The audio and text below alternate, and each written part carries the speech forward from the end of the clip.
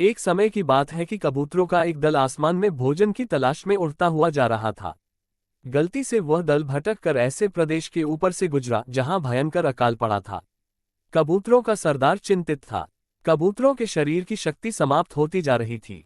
शीघ्र ही कुछ दाना मिलना जरूरी था। दल का युवा कबूतर सबसे नीचे उड़ रहा था। भोजन नजर आने पर उसे ही बाकी दल को सूचित करना था। बहुत समय उड़ने के बाद कहीं वह सूखाग्रस्त क्षेत्र से बाहर आया। नीचे हरियाली नजर आने लगी तो भोजन मिलने की उम्मीद बनी। युवा कबूतर और नीचे उड़ान भरने लगा। तभी उसे नीचे खेत में बहुत सारा अन्न बिखरा नजर आया। चाचा, नीचे एक खेत में बहुत सारे दाने बिखरे पड़े हैं, हम सबका पेट भर जाएगा। सरदार ने सूचना पाते ही कबूतरों को नीचे उतरकर खेत में बिखरा दाना चुनने का आदेश दिया। सारा दल नीचे उतरा और दाना चुगने लगा। वास्तव में वह दाना पक्षी पकड़ने वाले एक बहेलिये ने बिखेर रखा था। ऊपर पेड़ पर तना था उसका जाल। जैसे ही कबूतर दल दाना चुगने लगा, जाल उन पर आ गिरा। सारे कबूतर फंस गए। कबूतरों के सरदार ने माथा पीटा, ओह, ये तो हमें फंसाने के लिए फैलाया गया जाल था। भूख ने मेरी अक्ल पर पर्दा डाल दिया था। मुझे सोचना चाहिए था कि इतना अन्न बिखरा होने का कोई मतलब है। अब पछताए होत क्या जब चिड़िया चुग गई खेत। एक कबूतर रोने लगा, बोला, हम सब मारे जाएंगे। बाकी कबूतर तो हिम्मत हार बैठे थे, पर सरदार गहरी सोच में डूबा था।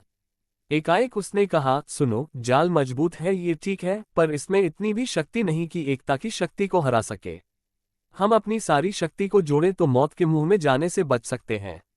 युवा कबूतर फड़फड़ाया, चाचा, साफ साफ बताओ तुम क्या कहना चाहते हो। जाल ने हमें तोड़ रखा है, शक्ति कैसे जोड़े। सरदार बोला, तुम सब चोंच से जाल को पकड़ लो, फिर जब मैं फुर कहूं तो एक साथ जोर लगाकर उड़ना। सबने ऐसा ही किया। तभी जाल बिछाने वाला बहेलिया आता नजर आया। जाल में कबूतर को फंसा देख उसकी आंखें चमकी।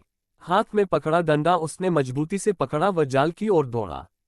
बहेलिया जाल से कुछ ही दूर था कि कबूतरों का सरदार बोला, फुर्रर।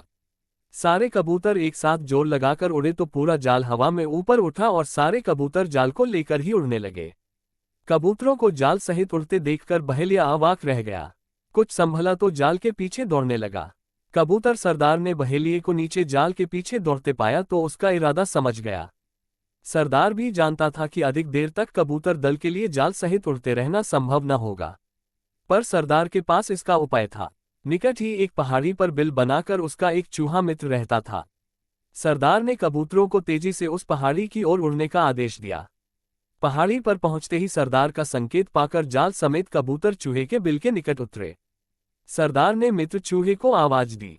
सरदार ने संक्षेप में चूहे को सारी घटना बताई और जाल काटकर उन्हें आजाद करने के लिए कहा। कुछ ही देर में चूहे ने वह जाल काट दिया। सरदार ने अपने मित्र चूहे को धन्यवाद दिया और सारा कबूतर दल आकाश की ओर आजादी की उड़ान भरने लगा। सीख, बड़ी से बड़ी विपत्ति का सामना एकजुट हमारी होकर और ही भी किया जा अच्छी सकता है। कहानियां सुनने के लिए हमारा चैनल सब्सक्राइब करें और बेल आइकन पर क्लिक करें। सुनील एथवाल।